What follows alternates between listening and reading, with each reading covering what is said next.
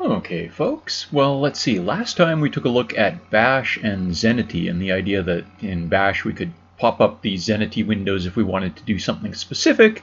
The window would do something, give Bash back the results, and the script would proceed from there. What we want to look at now is something that will give us the ability to create more of a persistent, more comprehensive interface, where you've got things like buttons and windows and drop-down menus and things, and your window stays there the entire time, and the user is just interacting with different pieces of it as it runs. So we'll do this one in C++, and we'll use GTK as the graphical support library. And again, this supports a whole slew of different things. Essentially, what this does is create an event-driven system where in your code, you build what the window is going to look like, you start it running, and from that point on, everything happens in response to actions the user takes. You know, if the user clicks a button or selects a drop-down or mouses over something. So once this gets started, it's all based on responding to events. And so we're going to look at how we go about building the pieces of the window, how we go about identifying the events to respond to, and how we connect those events to the functions or the methods that are going to handle them when they take place. So this is basically the idea we're going to follow through, this kind of an event loop. All right. The individual components, the kind of visible pieces you see on screen, are going to be called widgets, just to have a kind of generic name for them. And anytime you interact with one, it's going to be called an event. So again, clicking a button, dropping down a menu, rolling the mouse over something, it's all an event. And when we talk about event handlers, we're just talking about the function or the method that's used to respond to that event, right? Just the function that handles that particular event. So we need to write our code to define the widgets and how they all get pieced together, when they're visible and when they're not. We need to define the functions or the methods that actually handle all the different events, and we need the code that's going to connect all the pieces together. The syntax for GTK is pretty darn ugly at times. Don't let it get to you. Just take it sort of one step at a time. Don't be worried about the giant long names and the typecasting and whatnot. Just take it a piece at a time, and it can all be made relatively straightforward. It does mean you want a decent reference handy when you're going through this.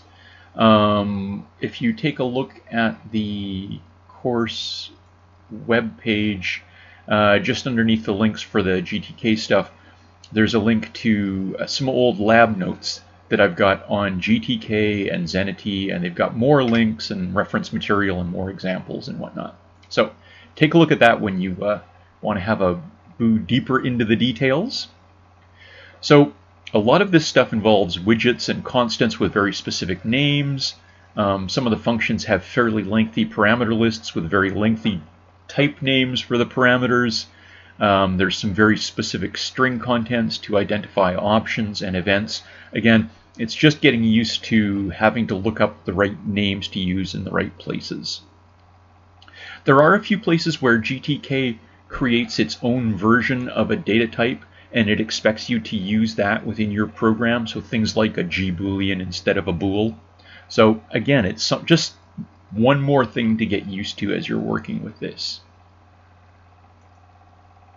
So here's a tiny example. Don't get hung up on just how gross this looks just yet. So the idea is we've got our main routine. It has to take command line arguments, so it has to take argc and argv because the initialization routine expects to be given them. So there's a GTK init that essentially sets everything up so that we can start using the rest of the GTK material. What we're going to do is create a widget for our main window. We're going to maybe set some properties for it, so set a border width on it. We're going to connect it to a function that will handle the event where the user actually decides to click on the X to end the window. We're going to show the window so it starts displaying on the screen, and then we're going to start the event loop running, this GTK main. So The individual steps are straightforward. It's just the syntax that's ugly. So if we go through this one more time, right, GTK init expects to be given argc and argv, or actually given pointers to them, so it can do whatever it wants to command line arguments. GTK window is the generic data type for a widget. Any old widget is going to be declared as a GTK widget. In this case, we're going to create, well, we'll create pointers for them. We'll use new, essentially, to allocate these things. So window is going to be my top layer one. In later examples, we'll get into creating some buttons and things as well. So GTK has some built-in functions for going off and creating a new whatever it is. So GTK window new creates a new window and gives you back a pointer to it. So you give it a special parameter that tells it what kind of window you want. We want a top level window. Again, you wind up getting used to finding out what kind of constants you need to pass and what things you need to know the names of. So we need to call this GTK window new to create the window for us, tell it what kind of window to create, and it returns a pointer to the beastie that it just returned, or it created. We should probably check that that's not null and that kind of thing, but again, we'll keep our example kind of straightforward for now. When we want to set properties for one of our created widgets, again, we find out what the name of the function is to set the property we want in the kind of thing we want. So windows are an example of a kind of container. We'll talk about that more later. But if I want to set the border width of a container, I call GTK container set border width. Again, you get the idea. We've got to have a decent reference manual to tell us what kind of methods we've got available to us. I pass it the window I want it to set a border on, and I tell it how wide a border. We're going to use this GTK container to cast our window pointer to this data type. Essentially, this GTK container, or container set border with blah, expects to receive kind of a generic pointer to a GTK container. So this is a type, and we're saying cast this pointer to this type, and then pass it off to the function, because this is the type it expects to receive. Ugly, but doable. So we're able to set all sorts of different kinds of properties. This is just one example. I want to connect my window to an event handler for the case where somebody clicks the X in the top corner to destroy it.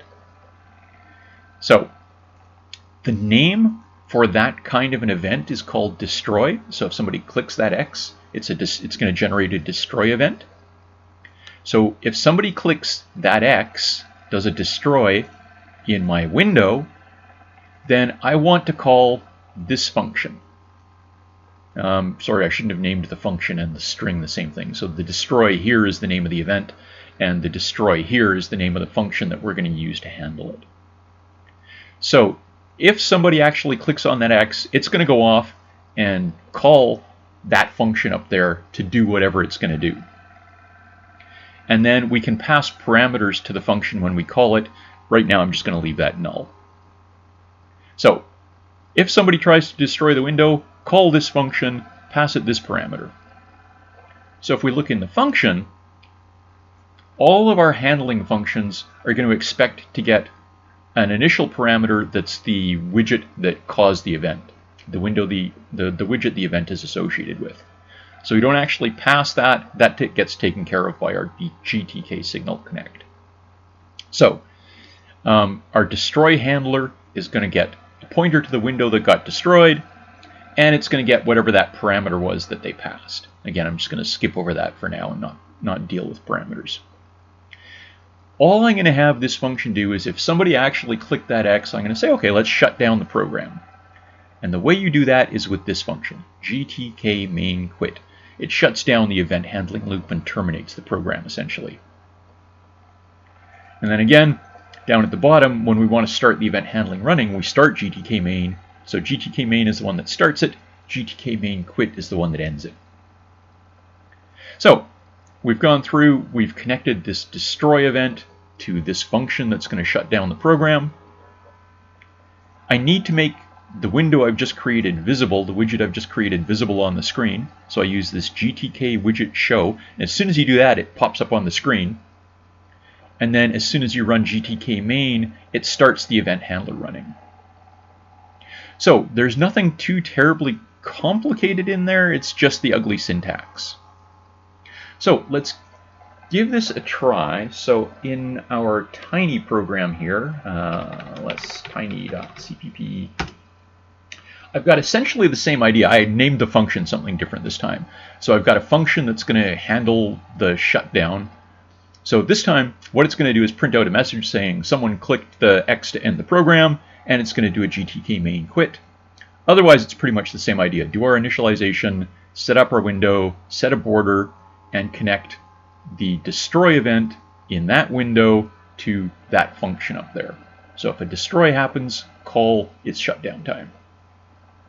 And then again, we make the window visible, and we start the event loop running. Now, let me remove tiny for a second, and we'll build this. So, compiling a GTK program takes some extra steps. So, well, some extra flags, really. So, when I'm going to compile one of my GTK programs, I have to pass these extra parameters to G++ so it knows what kind of libraries and settings to use. So this package configuration for our GTK Plus version 3.0 library, right? This is what I want to pass as an extra parameter. So I've stuck that in a makefile so I don't wind up typing that in all the time. So if you take a look in our makefile here, when we're compiling our different GTK programs that we're going to take a look at, I always include those GTK flags when I'm compiling. In the second example we're going to do, I also included the wall and Wextra. I didn't do that for Tiny just because Tiny, since we haven't gotten into parameter handling yet, is going to make a whole bunch of complaints about unused parameters. But let's give this a try.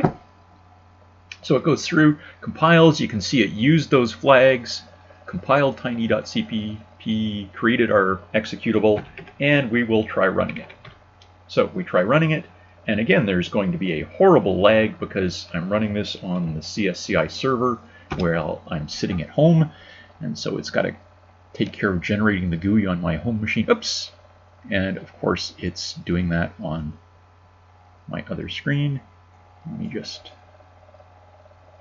drag that over. So it pops up this little tiny window. It's got the name of it, and pretty much since we didn't put anything in this window when we created it, it's really just the window itself. And if we click on that X to generate our destroy event and fire up our its shutdown time function, then it prints out the message. And so you see that the couts actually just go to the screen, go to the console as normal. So we can go through and create and compile and run a little tiny GUI program now. All right, plowing merrily ahead. Again, we've got lots of different types of widgets we can create. They're all of that GTK widget type. They're basically all pointers to whatever the thing is that gets created. And there'll be various kinds of functions, GTK, kind of the thing you want to create, _new, and then some options to go through and create the kind of thing that you want, and to tell it, what customizations you want on it.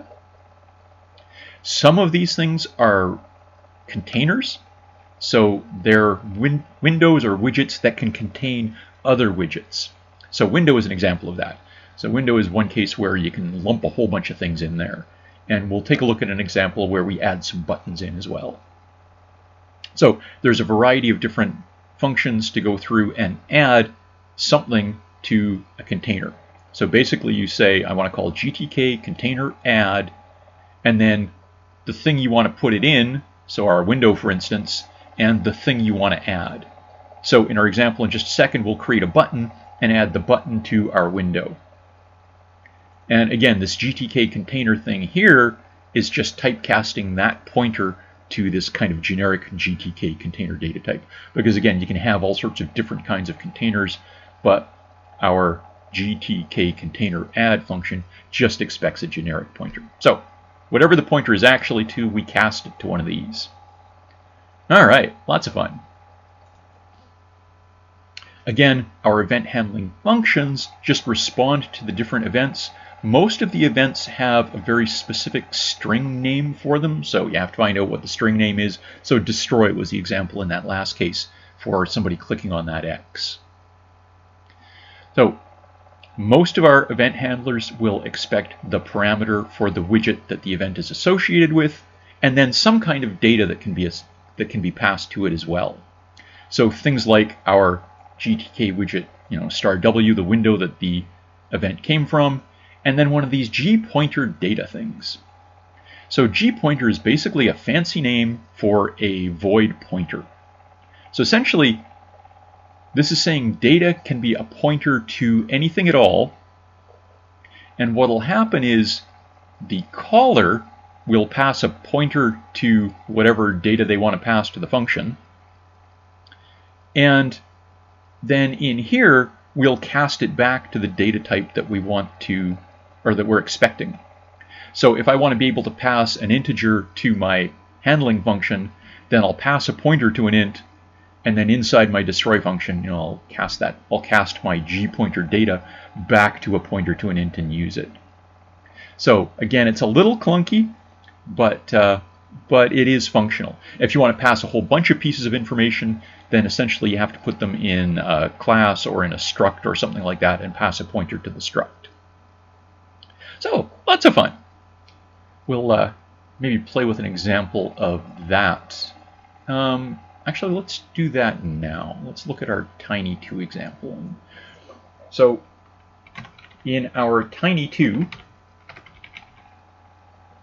we took essentially the same program, only this time we're going to add a button and an event handler for when somebody clicks it and pass some data around.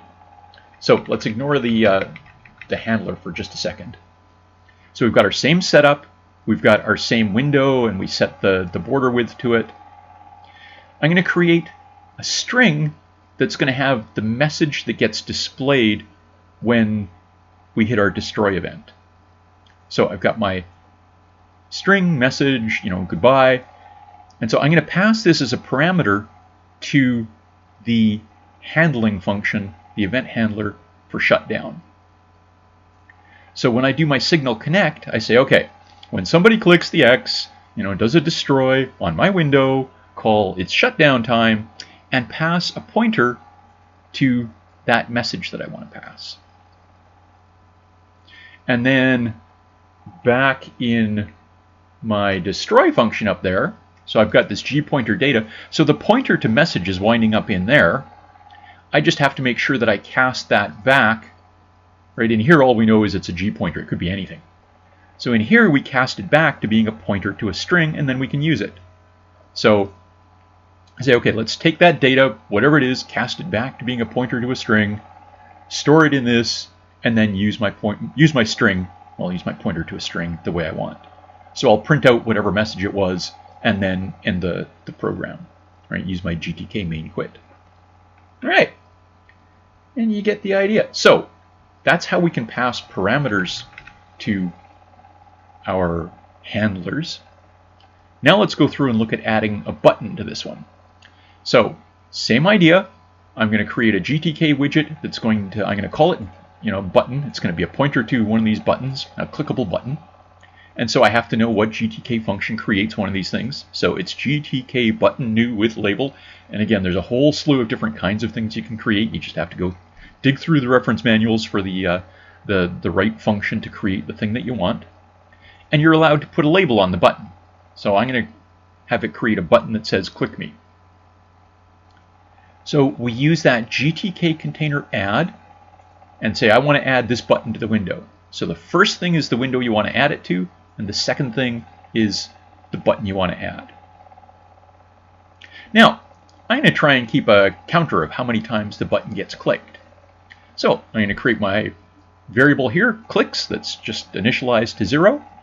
And what I'll do is say, okay, well, every time the handler for this gets called, let's pass clicks to it, and it can go off and do something with clicks.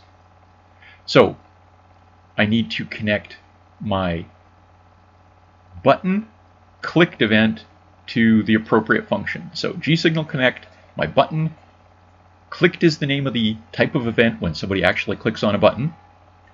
And I want to associate a function with that. So up here, I've got a function called button got clicked, I hope. Yeah, button got clicked. So it expects to get the widget that got the button that got clicked, essentially. And then this extra parameter that's actually going to be a pointer to the count of the number of clicks.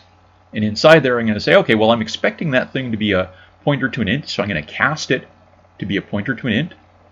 I'm going to add 1 to whatever integer it's pointing at, and print out a message saying, okay, this is click number, whatever. So in theory, every time somebody clicks it, that count should go up by 1.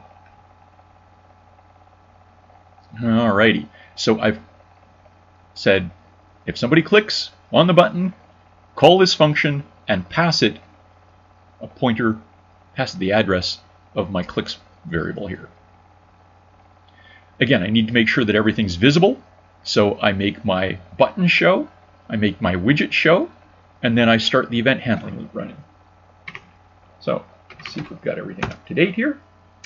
And let's try running Tiny2. Let's see what happens. And our wait forever. Oh, and as usual, it fires it up on my other window. So this is what it generates. Right? You can see it's got the click me button now.